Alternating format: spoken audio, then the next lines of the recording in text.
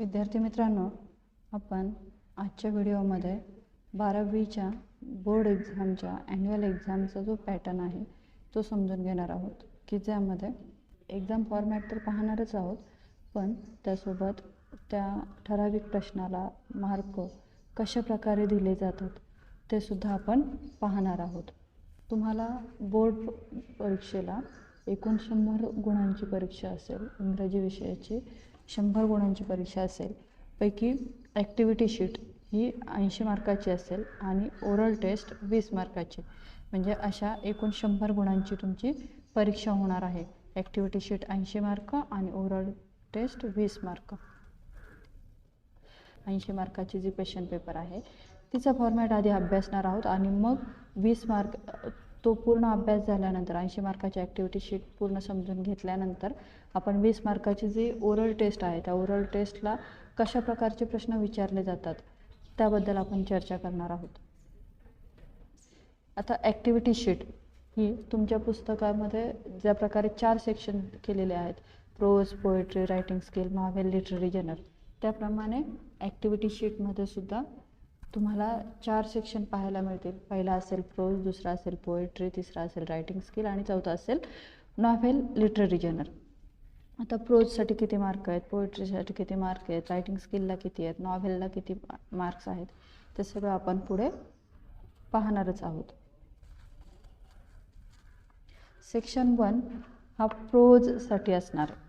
Section 1 हा प्रोजसाठी असणार आहे आणि त्याला असणार आहेत एकूण 34 मार्क. प्रोज या सेक्शनमध्ये तुम्हाला 2 क्वेश्चन्स असणार आहे, क्वेश्चन नंबर 1 आणि क्वेश्चन नंबर 2. पैकी क्वेश्चन नंबर 1 हा 16 मार्काला विचारला जाईल. जो सीन पॅसेज असेल, म्हणजे तुमच्या पुस्तकातलं प्रोज सेक्शन जो आहे त्या प्रोज सेक्शनवर आधारित प्रश्न असतील आणि ते असतील 16 मार्काला. आता प्रोज सेक्शनमधला दुसरा प्रश्न आहे क्वेश्चन नंबर 2 हा 18 मार्काला असेल, की जो अनसीन पॅसेजवर आधारित असेल, म्हणजे पुस्तकाव्यतिरिक्त दुसरा प्रश्न त्यामध्ये आलेला असेल. Question number 1. आता क्वेश्चन नंबर 1चं बायव्हर्गेशन कसं केलेलं आहे ते बघूयात. आपण आधी पाहिलंच की क्वेश्चन नंबर 1 हा 16 मार्काला आहे. आता क्वेश्चन नंबर 1A हा 12 मार्काला असेल. ते क्वेश्चन नंबर 1A मध्ये जे प्रश्न विचारले जातील ते तुम्हाला दिलेल्या पॅसेजवर आधारित असतील. त्यानंतर क्वेश्चन नंबर 1B हा नॉन टेक्स्च्युअल ग्रामर असेल, की जो तुम्हाला जो पुस्तकामध्ये पॅसेज दिलेला आहे त्या पॅसेजच्या व्यतिरिक्त तुम्हाला वेगळे ग्रामरचे प्रश्न असतील आणि ते असतील 4 मार्काला. आता क्वेश्चन नंबर 1Aचा फॉर्मॅट काय असेल? Read the extract and complete the activities given below. Global understanding 2 mark, complex factual 2 mark, interpretation, analysis, inference यासाठी असतील 2 mark, personal response, language study, vocabulary यासाठी असतील 2 मार्क. असे एकूण क्वेश्चन नंबर 1A हा दिलेल्या पॅसेजवर, म्हणजे पुस्तकातील पॅसेजवर 12 मार्काला प्रश्न असेल. त्यानंतर क्वेश्चन नंबर 1B हा लँग्वेज स्टडी असेल, नॉन टेक्स्च्युअल ग्रामर असेल, ज्यामध्ये डू ॲज डायरेक्टेड और ट्रान्सफॉर्मेशन ऑफ सेंटेन्सेस हे प्रत्येकी 2-2 मार्काला असेल. मग do as directed, transformation of sentence 2 mark आणि स्पॉट द एरर यासाठी आहेत 2 मार्क.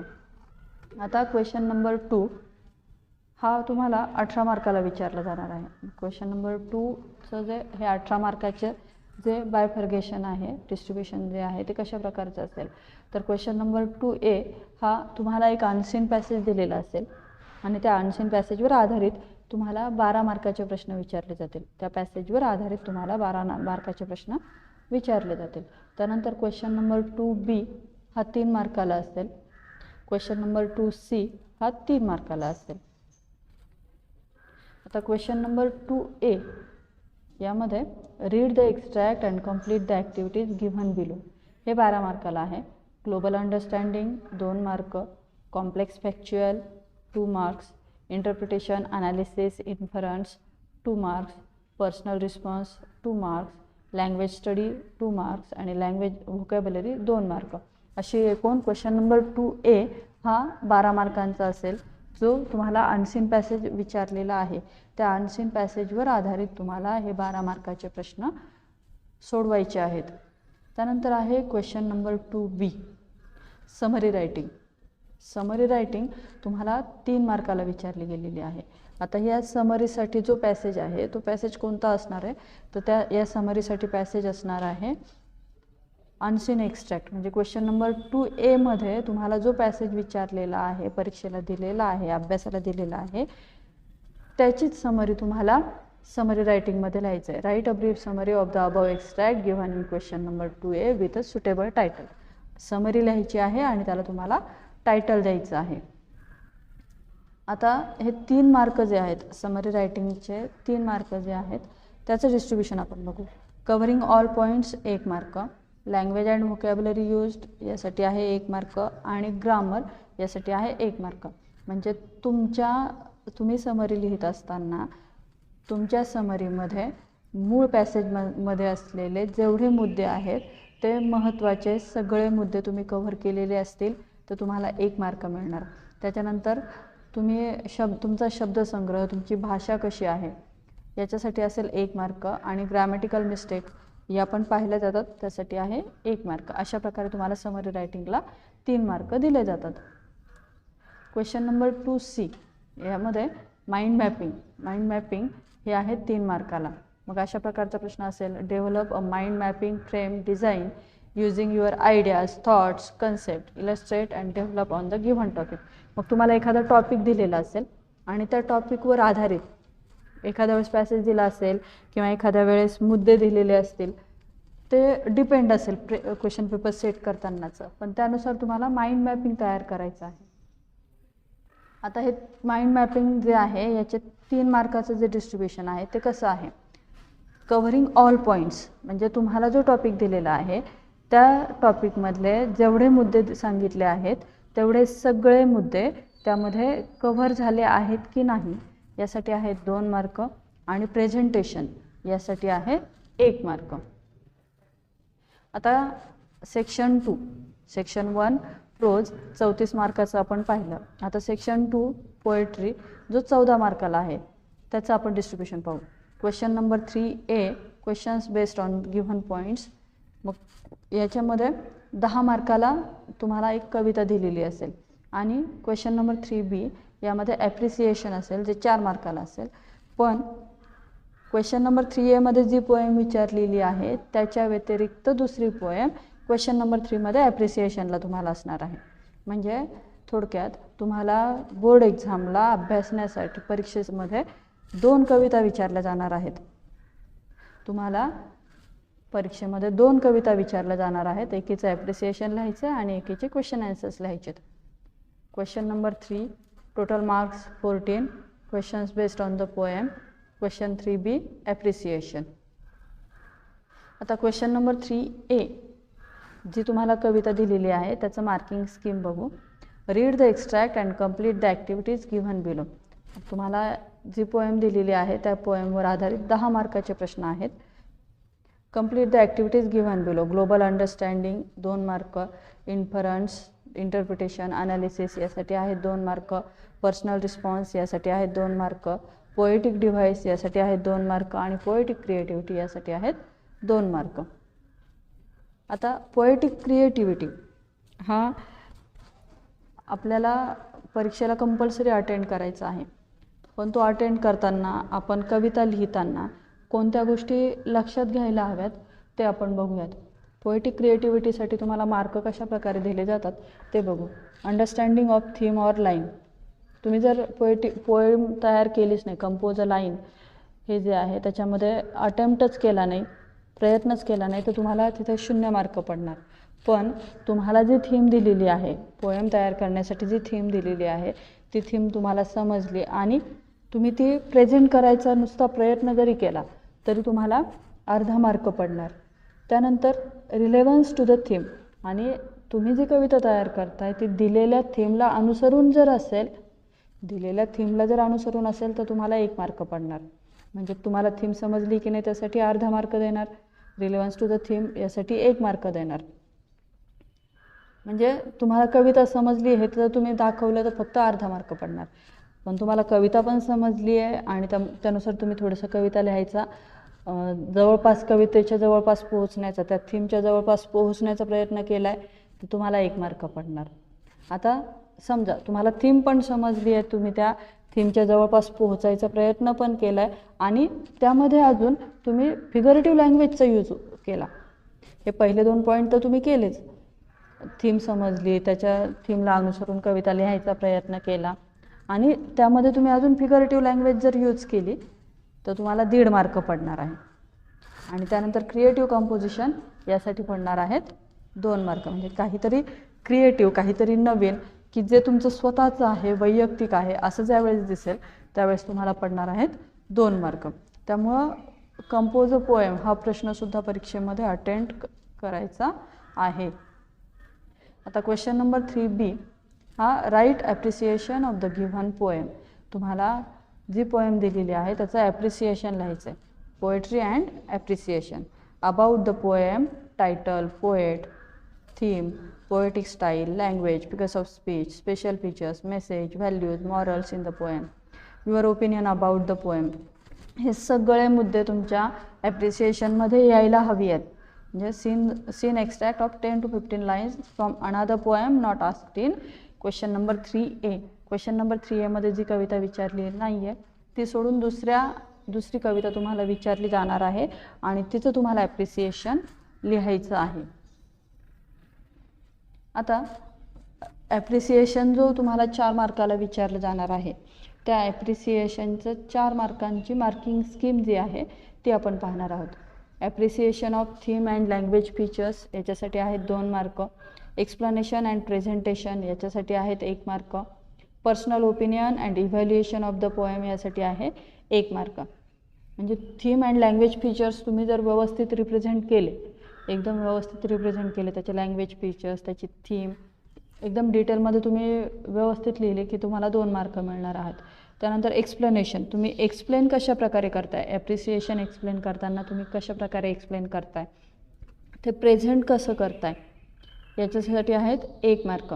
आणि पर्सनल ओपिनियन, तुमचं स्वतःचं मत, त्या कवितेवरचं तुमचं स्वतःचं मत आणि त्या कवितेचं अनालिसिस तुम्ही कशा प्रकारे करता यासाठी आहे 1 मार्क. अशा प्रकारे हे सगळे मुद्दे लक्षात घ्यायचे आणि आपल्याला रायटिंग स्किलला जास्तीत जास्त मार्क कसे पडतील याकडे लक्ष द्यायचं. म्हणजे ही जी मार्किंग स्कीम आहे ही समोर ठेवून तुम्हाला व्यवस्थित पेपर लिहायचा आहे. रायटिंग स्किल 16 मार्काला आहे. त्याच्यामधला क्वेश्चन नंबर 4A 4 मार्काला, क्वेश्चन नंबर 4B 4 मार्काला, क्वेश्चन नंबर 4C 4 मार्काला, क्वेश्चन नंबर 4D 4 मार्काला, असे एकूण 16 मार्काचे प्रश्न असणार आहेत. आता क्वेश्चन नंबर 4A यामध्ये तुम्हाला 3 रायटिंग स्किलचे टॉपिक दिलेले असतील. यामध्ये तुम्हाला 3 रायटिंग स्किलचे टॉपिक दिलेले असतील. या 3पैकी कोणताही एकच तुम्हाला लिहायचं आहे. या 3पैकी तुम्ही ठरवायचं आहे की तुम्ही कोणता अटेम्प्ट करणार आहात आणि तोच तुम्हाला लिहायचा आहे. Write any one of the following. पहिलं असेल ड्राफ्टिंग अ व्हर्च्युअल मेसेज. तुम्हाला व्हर्च्युअल मेसेज लिहायचं आहे, स्टेटमेंट ऑफ पर्पज लिहायचं आहे, ग्रुप डिस्कशन लिहायचं आहे. या 3पैकी एक मुद्दा तुम्ही सिलेक्ट करणार आणि त्याप्रमाणे परीक्षेमध्ये तुमच्या उत्तरपत्रिकेमध्ये लिहिणार. आता drafting a virtual message writing स्किलचा पहिला टॉपिक आहे. ड्राफ्टिंग अ व्हर्च्युअल मेसेज याची मार्किंग स्कीम बघू. कॉन्टेंट आहेत 2 मार्काला. सिक्वेन्स, फ्लो ऑफ आयडियाज याच्यासाठी आहे 1 मार्क आणि ॲप्रोप्रिएटनेस यासाठी आहे 1 मार्क. कॉन्टेंट म्हणजे तुम्हाला जो एक मूळ पॅसेज दिलेला आहे, त्या मूळ पॅसेजमधला महत्त्वाचा मेसेज तुम्ही पूर्णपणे कव्हर करता का यासाठी आहेत 2 mark. Sequence, flow of ideas म्हणजे त्याचा जो सिक्वेन्स आहे तो तुम्ही प्रॉपरली रिप्रेझेंट करता का आणि किती ॲप्रोप्रिएटली तुम्ही किती अचूकतेने व्हर्च्युअल मेसेज रिप्रेझेंट करता यावर सुद्धा सगळं अवलंबून आहे. कारण समजा त्यावेळेसचा जो टायमिंग आहे तो टायमिंग तिथं तुम्ही इन्क्लूड करणं गरजेचं आहे. रायटिंग स्किलचा पुढचा टॉपिक आहे स्टेटमेंट ऑफ पर्पज. त्याची मार्किंग स्कीम कॉन्टेंट आहेत 2 मार्काला. इथे पण त्याच्यामधले जे घटक आहेत तुमच्या लिखाणातले महत्त्वाचे मुद्दे तुम्ही समाविष्ट केलेत का, दिलेल्या विषयाला अनुसरून महत्त्वाचे मुद्दे तुम्ही समाविष्ट केले का, यासाठी आहेत 2 mark. Sequence, flow of ideas यासाठी आहे 1 मार्क आणि ॲप्रोप्रिएटनेस यासाठी आहे 1 मार्क. ग्रुप डिस्कशन यासाठी आहे 4 मार्क. कॉन्टेंटसाठी आहे 2 mark. Sequence, flow of ideas यासाठी आहे 1 मार्क आणि ॲप्रोप्रिएटनेस आहे 1 मार्क. म्हणजे तुम्हाला परीक्षेमध्ये क्वेश्चन नंबर 4A साठी एकतर ग्रुप डिस्कशन लिहायचं आहे, स्टेटमेंट ऑफ पर्पज लिहायचं आहे किंवा ड्राफ्टिंग अ व्हर्च्युअल मेसेज लिहायचं आहे. म्हणजे तुम्हाला ड्राफ्टिंग अ व्हर्च्युअल मेसेज किंवा स्टेटमेंट ऑफ पर्पज किंवा ग्रुप डिस्कशन या 3पैकी कोणताही एक मुद्दा तुम्हाला लिहायचा आहे. आता क्वेश्चन नंबर 4B आहे, write any one of the following. आता रायटिंग स्किलचे पुढचे 3 टॉपिक दिलेले आहेत. या 3 टॉपिकपैकी तुम्हाला एक लिहायचं आहे. Email writing, report writing, writing interview. Email writing, report writing, writing interview. आता ईमेल रायटिंग, रायटिंग स्किलचा हा जो टॉपिक आहे ईमेल रायटिंग, याचं आपल्याला मार्कांचं डिस्ट्रीब्युशन बघतोय आपण. कॉन्टेंट याच्यासाठी आहे 2 mark. Use of proper format त्यासाठी आहे 1 मार्क. ओव्हरऑल प्रेझेंटेशन यासाठी आहे 1 मार्क. त्यानंतर रायटिंग स्किलचा पुढचा टॉपिक आहे report writing.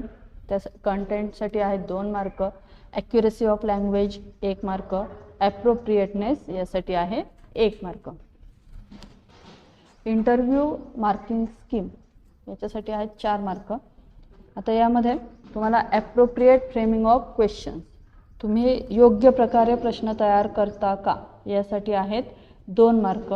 Language and style, तुमची प्रश्न विचारण्याची भाषा, तुमची प्रश्न विचारण्याची शैली यासाठी आहेत 1 मार्क. आणि ॲप्रोप्रिएटनेस म्हणजे अचूकता, म्हणजे तुम्ही योग्य प्रकारे प्रश्न विचारता का, त्यामध्ये अचूकता किती आहे यासाठी आहे 1 मार्क. म्हणजे तुम्हाला क्वेश्चन नंबर 4B मध्ये एकतर इंटरव्ह्यू लिहायचा आहे, रिपोर्ट लिहायचा आहे किंवा ईमेल लिहायचा आहे. या 3पैकी ईमेल, रिपोर्ट किंवा इंटरव्ह्यू यापैकी एक प्रश्न तुम्हाला अटेम्प्ट करायचा आहे क्वेश्चन नंबर 4B साठी. आता क्वेश्चन नंबर 4C यामध्ये 3 टॉपिक आहेत. पहिला आहे स्पीच रायटिंग, दुसरा आहे कॉम्पेरिंग, तिसरा आहे एक्सपान्शन ऑफ आयडियाज. आता स्पीच रायटिंगचं मार्किंग स्कीम जे आहे ते बघू. स्पीच रायटिंगमध्ये लॉजिकल सिक्वेन्स ऑफ आयडियाज, म्हणजे तुम्ही भाषणाचा जो क्रम आहे तो अत्यंत योग्य लिहिता का, यासाठी आहेत 2 मार्क. इंट्रोडक्शन यासाठी आहेत 1 मार्क आणि कन्क्लुजन यासाठी आहे 1 मार्क. ठीक आहे, अशा प्रकारे तुम्ही स्पीच लिहिणार आहात. त्यानंतर कॉम्पेरिंग, कॉम्पेरिंग म्हणजे सूत्रसंचालन. याचं मार्किंग स्कीम अशा प्रकारे आहे. कनेक्टिंग इव्हेंट्स 2 मार्काला, इम्प्रेसिव्ह इंट्रोडक्शन 1 मार्काला, समिंग अप 1 मार्काला. अशा प्रकारे तुम्हाला कॉम्पेरिंग लिहिताना मार्कांचं डिस्ट्रीब्युशन लक्षात ठेवून तुम्हाला कॉम्पेरिंग लिहायचं आहे. ऑफ आयडियाज यामध्ये तुम्हाला एक्सपेन्शन ऑफ आयडिया यासाठी आहे 2 मार्क. प्रॉपर इंट्रोडक्शन यासाठी आहे 1 मार्क आणि कन्क्लुजन यासाठी आहे 1 मार्क. आता क्वेश्चन नंबर 4D यामध्ये write any one of the following as it is. तुम्हाला 3 टॉपिक दिलेले आहेत. या 3 टॉपिकपैकी एक टॉपिक तुम्हाला निवडायचा आहे. Review writing, blog writing, appeal writing.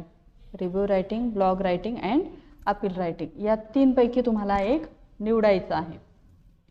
Review writing, blog writing और अपील रायटिंग. आता रिव्ह्यू रायटिंगचं मार्किंग स्कीम आपण बघू. Presentation of theme, story line यासाठी आहेत 2 mark. Technical and novel aspects यासाठी आहे 1 मार्क आणि ओव्हरऑल प्रेझेंटेशन यासाठी आहे 1 मार्क. दुसरा ऑरचा टॉपिक आहे ब्लॉग रायटिंग. ब्लॉग रायटिंगसाठी मेन इव्हेंट्स यासाठी आहेत 2 mark. Header, menu, navigation bar यासाठी आहे 1 मार्क आणि फुटर यासाठी आहे 1 मार्क. अशा प्रकारे 4 मार्काचं डिस्ट्रीब्युशन असणार आहे. त्यानंतर अपील रायटिंग. अपील रायटिंग यामध्ये प्रेझेंटेशन ऑफ कंटेंट, तुमचं जे प्रेझेंटेशन आहे, तुमच्या म्हणण्याचा तुमचा जो गाभा आहे तो तुम्ही कशा प्रकारे प्रेझेंट करता यासाठी आहे 2 मार्क. कन्व्हिन्सिंग लँग्वेज यासाठी आहे 1 मार्क. आणि इन्स्पायरिंग अँड मोटिवेशनल मेसेज यासाठी आहे 1 मार्क. म्हणजे तुम्हाला परीक्षेत एकतर अपील लिहायचं आहे, ब्लॉग रायटिंग लिहायचं आहे किंवा रिव्ह्यू रायटिंग लिहायचं आहे. या 3पैकी कोणतंही एक तुम्हाला क्वेश्चन नंबर 4C यासाठी 4D यासाठी लिहायचं आहे. आता त्यानंतरचं पुढचा सेक्शन आहे क्वेश्चन नंबर 4D लिटररी जनर. हा लिटररी जनर नॉवेल हा पूर्णपणे मेमरी बेस्ड आहे. यासाठी कुठलाही पॅसेज तुम्हाला तुमच्या क्वेश्चन पेपरमध्ये दिसणार नाही. म्हणजे तुम्ही लिटररी जनरचा व्यवस्थित अभ्यास करून जायचा आहे आणि मग त्यानुसार तुम्हाला उत्तरं लिहायची आहेत आणि ते आहेत 16 मार्काला. Question number 5 16 mark, question number 5A 4 mark, question number 5B 4 mark, question number 5C 4 mark, question number 5D 4 mark. Complete the activities given below as per the instructions. मग तुम्हाला क्वेश्चन नंबर 5A यामध्ये 4.1 वर आधारित प्रश्न विचारले जातील. Activities on history of English novel 2 mark, activities on history of English novel यासाठी आहेत 2 मार्क. मग या ॲक्टिव्हिटीज कोणत्या असतील तर ॲक्टिव्हिटीज काय काय असू शकतात, MCQ असे असू शकेल, मल्टिपल चॉईस क्वेश्चन्स असू शकतील, मॅच द कॉलम असू शकेल, क्रोनॉलॉजिकल ऑर्डर असू शकेल, फिल इन द ब्लँक्स असू शकेल, ट्रू ऑर फॉल्स असू शकेल, एलिमेंट्स ऑफ नॉव्हेल असू शकेल किंवा इतर नवीन कुठल्या तरी ॲक्टिव्हिटी जी आहे ती ॲक्टिव्हिटी तुम्हाला विचारली जाईल 4 मार्काला. क्वेश्चन नंबर 5B हा तुम्हाला टेक्स्टबुकचा 4.2 या कॉन्टेंटवर आधारित असेल आणि 4 मार्काला असेल आणि तुम्हाला याचे प्रश्न हे 50 शब्दांमध्ये लिहायचे आहेत. तुम्हाला हा डिस्क्रिप्टिव्ह टाईप क्वेश्चन असणार आहे आणि 50 शब्दांमध्ये तुम्हाला कमीत कमी 50 शब्दांमध्ये तुम्हाला उत्तर लिहायचं आहे. मग कशा प्रकारचे प्रश्न असतील, A1 describe, explain, compare, contrast, name, discuss यासाठी आहेत 2 mark, illustrate, interpret, narrate, justify, find, identify यासाठी आहेत 2 मार्क. आणि हे जे 2 प्रश्न आहेत A1 आणि A2 जे आहेत हे प्रश्न कशावर आधारित असतील तर question will be framed on the elements such as plot, structure, theme, setting, language, character यापैकी घटकांवर आधारित असतील. क्वेश्चन नंबर 5C हे सुद्धा तुम्हाला डिस्क्रिप्टिव्ह टाईप क्वेश्चन असेल. कमीत कमी शब्द 50 शब्द मध्ये तुम्हाला लिहायचं आहे आणि क्वेश्चन नंबर 5C हा 4 मार्काला आहे आणि पुस्तकातील 4.3 वर आधारित प्रश्न असतील. मग A1 describe, explain, compare, contrast, name, discuss यासाठी आहेत 2 mark, illustrate, interpret, narrate, justify, find, identify यासाठी आहेत 2 मार्क. आणि प्रश्न जे आहेत ते प्रश्न अशा प्रकारचे असतील ज्यामध्ये plot, structure, theme, setting, language, character यावर आधारित हे सगळे प्रश्न असतील. क्वेश्चन नंबर 5D हा 4.4 वर आधारित असेल, 4 मार्काला असेल आणि हा सुद्धा डिस्क्रिप्टिव्ह टाईप असेल. कमीत कमी 50 शब्दांमध्ये तुम्हाला लिहायचे आहेत. A1 आहे describe, explain, compare, contrast, name, discuss यापैकी कोणताही एक प्रश्न विचारला जाईल 2 मार्काला. आणि A2 मध्ये illustrate, interpret, narrate, justify, find, identify यासाठी आहेत 2 मार्क. आणि प्रश्न हे plot, structure, theme, setting, language, character यावर आधारित फ्रेम केलेले असतील. आता आपण हे पूर्ण 80 मार्काचं जे डिस्ट्रीब्युशन आहे ते कशा प्रकारचं आहे ते बघू. Distribution of marks as per the activity sheet. Prose या सेक्शनसाठी आहेत 34 मार्क आणि त्याला कोणताही ऑप्शन नसणार आहे, म्हणजे 34 मार्क तुम्हाला कंपल्सरी अटेंड करायचं आहे. त्यानंतर पोएट्री आहे 14 मार्काला आणि त्याला पण काही ऑप्शन नाही, म्हणजे तुम्हाला 14 मार्काचे प्रश्न असतील आणि पूर्णपणे 14 मार्क आहेत. त्यानंतर रायटिंग स्किल 16 मार्काला आहे, 16 मार्क परीक्षेसाठी आहेत पण तुम्हाला त्यामध्ये ऑप्शन्स आहेत, म्हणजे तुम्हाला 48 मार्काचे प्रश्न रायटिंग स्किलवर आधारित असतील. पैकी तुम्हाला 16 मार्काचे जे प्रश्न आहेत ते तुम्हाला सोडवायचे आहेत. नॉव्हेल 16 मार्काला आहे आणि तिथे पण तुम्हाला काहीही ऑप्शन नाही, म्हणजे तुम्हाला प्रश्नपत्रिका जी आहे ती प्रश्नपत्रिका 112 मार्काची असेल आणि तुम्हाला सोडवताना ते 80 मार्काची प्रश्नपत्रिका सोडवायची आहे. आता ओरल टेस्टचं फॉर्मॅट काय असेल तो बघूया. तुम्हाला बोर्ड एक्झामला ओरल टेस्ट ही 20 मार्काला आहे. 80 मार्काला ॲक्टिव्हिटी शीट आहे आणि ओरल टेस्ट 20 मार्काला आहे. ओरल टेस्टचे 20 मार्काचं बायफर्गेशन. लिसनिंग स्किल टेस्टला आहेत 10 मार्क आणि स्पीकिंग स्किल टेस्टला आहेत 10 मार्क. लिसनिंग स्किल टेस्ट यामध्ये listen and write the sentence हे असेल 5 मार्काला. त्याला और असेल listen the poem carefully and write the answers, त्याला आहे 5 mark. Listen the story and write the answers याला आहेत 5 मार्क. म्हणजे तुम्हाला लिसनिंग स्किल टेस्टमध्ये A1, A2, A3 या 3 पैकी कोणतेही 2 प्रश्न परीक्षेला विचारले जातील. या 3 पैकी कोणतेही 2 प्रश्न परीक्षेला तोंडी परीक्षेसाठी विचारले जातील. त्यानंतर स्पीकिंग स्किल टेस्ट दुसरा जो सेक्शन आहे स्पीकिंग स्किल टेस्ट, त्यामध्ये A1 की ज्यामध्ये teacher will ask the students to give a speech on the given topic. मग ओरल टेस्टला तुम्हाला स्पीच द्यायचं आहे, ते असेल 5 मार्काला. आणि A2 जो आहे त्या A2 मध्ये टीचर जे तुम्हाला आता स्क्रीनवर 8 टॉपिक दिसत आहेत त्या 8 पैकी कोणताही एक टॉपिक सांगू शकतात. कोणतीही एक टॉपिकवर तुम्हाला बोलायचं आहे. म्हणजे to tell a story, to recite a poem, to narrate an incident, to explain the terms, plot, theme, character, language, अशा प्रकारचे प्रश्न तुम्हाला सोडवावे लागतील, सांगावे लागतील. To play a role, teacher कदाचित तुम्हाला रोल प्ले करायला सांगतील किंवा एखाद्या टॉपिकवर डिस्कस करायला सांगतील किंवा डिस्क्राईब करायला सांगतील किंवा कुठल्याही एका घटनेचा रिपोर्ट द्यायला सांगतील. यापैकी कोणताही एक टॉपिक तुम्हाला विचारला जाईल. म्हणजे लिसनिंग स्किल टेस्टला तुम्हाला या 3 पैकी कोणतेही 2 प्रश्न विचारले जातील. म्हणजे पोएम सांगितली जाईल आणि पोएमवरचे प्रश्न जे आहेत ते सोडवावे लागतील. एखादी कविता विचारली जाईल किंवा काही वाक्य सांगतील आणि ते तुम्हाला लिहायचे आहेत. म्हणजे या 3 पैकी लिसनिंग स्किल्स टेस्टसाठी तुम्हाला 10 मार्क असतील. आणि स्पीकिंग स्किल टेस्टमध्ये स्पीचसाठी आहेत 5 मार्क आणि या 8 पैकी कोणत्याही एक टॉपिकसाठी आहेत 5 मार्क. आता listening skill test dictation of sentence 5 mark जे आहेत त्याचं डिस्ट्रीब्युशन आपण बघू. Ability to focus on the words त्याच्यासाठी आहेत 1 mark. Listening for detail retention त्याच्यासाठी आहेत 2 मार्क. त्यानंतर ॲक्युरेसी ऑफ रायटिंग वर्ड्स त्यासाठी आहेत 2 मार्क. तुम्ही किती ॲक्युरेटली लिहित आहात त्यासाठी आहेत 2 मार्क. त्यानंतर तुम्हाला कविते परीक्षेमध्ये ओरल टेस्टमध्ये जी पोएम विचारली गेली आहे त्या पोएमच्या ओरलमध्ये जी पोएम विचारली आहे ते आहे 5 मार्काला. त्याचं डिस्ट्रीब्युशन आपण बघतोय. गिस्ट आहे 2 मार्काला, फिगर्स ऑफ स्पीच आहेत 2 मार्काला आणि रायमिंग वर्ड्स आहेत 1 मार्काला. त्याच्यानंतर ओरलमध्ये स्टोरी जर विचारली गेली तर स्टोरी 5 मार्काला असेल आणि त्याचं डिस्ट्रीब्युशन अशा प्रकारे असेल. थीम असेल 2 मार्काला, मॉरल व्हॅल्यू असेल 2 मार्काला आणि your opinion about the story यासाठी असेल 1 मार्क. अशा प्रकारे ॲक्टिव्हिटी शीट आणि ओरल टेस्ट याचा पूर्ण फॉर्मॅट आपण डिटेलमध्ये अभ्यासलेला आहे. 12वीच्या परीक्षेची अत्यंत उत्कृष्ट अशी तयारी करा. Best of luck for your bright future. Thank you.